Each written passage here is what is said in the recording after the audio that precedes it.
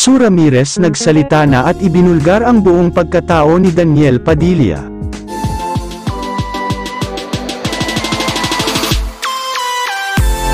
Pinasalamatan ng mga Katniel fans ang aktres na si Sue Ramirez tungkol sa mga panlolokong ginagawa ni Daniel Padilla kay Catherine Bernardo. Si Sue Ramirez ang naging susi upang malaman ni Catherine Bernardo ang pag-cheat sa kanya ng aktor na si Daniel Padilla.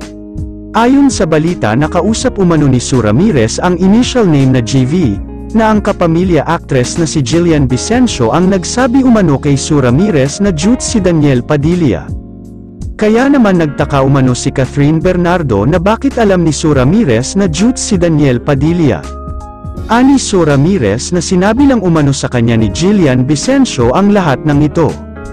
Kaya naman hindi umano nakatiis si Sue Ramirez ang hindi sabihin kay Catherine Bernardo ang lahat ng kanyang nalalamang mga ginagawang kalokohan ni Daniel Padilla. Kaya naman labis-labis ang pasasalamat ng Katniel fans sa ginawang ito ng aktres. Si Sofia Andres naman ang nagsabi kay Catherine Bernardo ang patungkol kay Andrea Brillantes at Daniel Padilla. Konektado si Sofia Andres tungkol sa mga ginagawang hindi maganda ni Andrea Brillantes at ng aktor na si Daniel Padilla. Si Sofia Andres rin ang nagsabi kay Catherine na palihim nang nagde-date sina Andrea at Daniel, at may nakakita sa dalawa na magkasama si Andrea at Daniel sa Spain. Makikita pa nga sa mga larawan nila Daniel at Andrea na kung saan nasa parehong lugar ang dalawa.